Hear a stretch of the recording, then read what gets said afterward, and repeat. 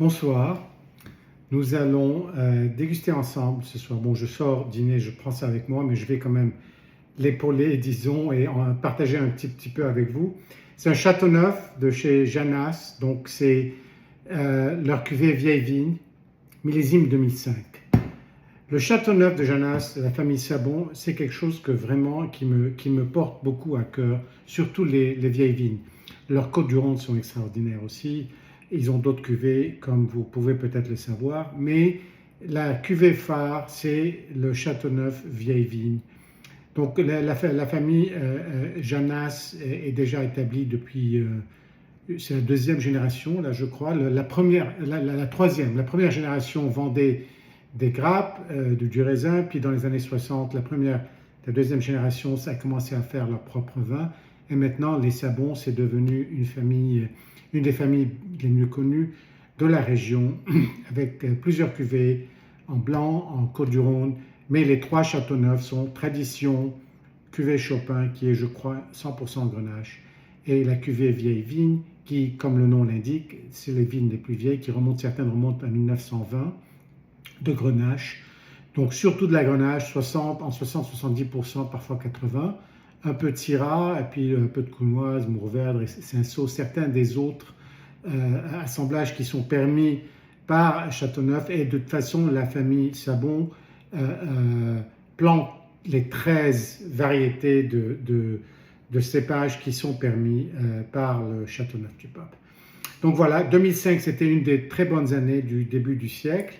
Et c'est une année aussi qui peut très bien vieillir. D'après même les indications de la propriété, leur cuvée vieille vigne, ils vous conseillent de les boire à 10 à 25 ans après.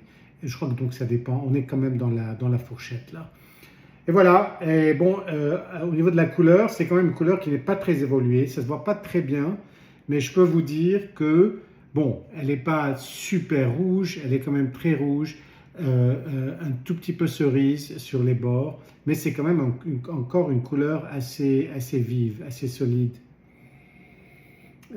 Au niveau du nez, vraiment c'est ce qu'on attend de ces grenaches, la prédominance de la grenache, qui a quand même cette espèce de fruits, de cerises, de fruits rouges, un tout peu d'acidité sur le nez. Je suis désolé pour la sonnerie, là je ne vais pas m'interrompre pour l'arrêter. Et aussi qui a quand même un tout petit peu de réglisse sur le fond et un petit peu d'épices, disons, qui vient peut-être du Mourvèdre. Mais donc tout ça c'est encore très vivant, très sur le fruit, ce qui est quand même intéressant pour un vin qui a quand même 20 ans d'âge. Et voilà, donc là on va remuer un tout petit peu. Je l'ai ouvert il y a quelques heures, donc ça devrait avoir vraiment bien respiré, mais on va voir là où on en est.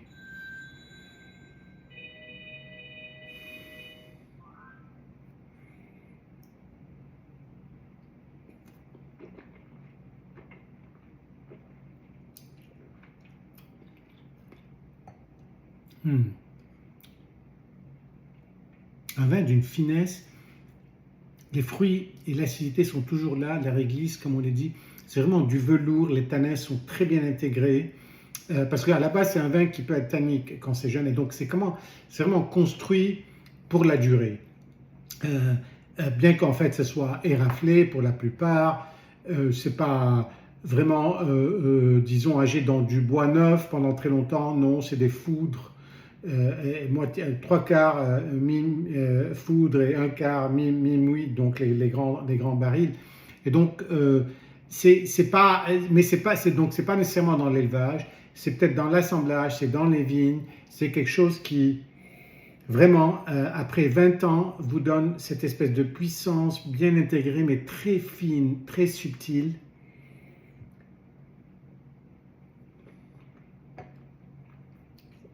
Toujours pas mal de fruits, avec un peu cette espèce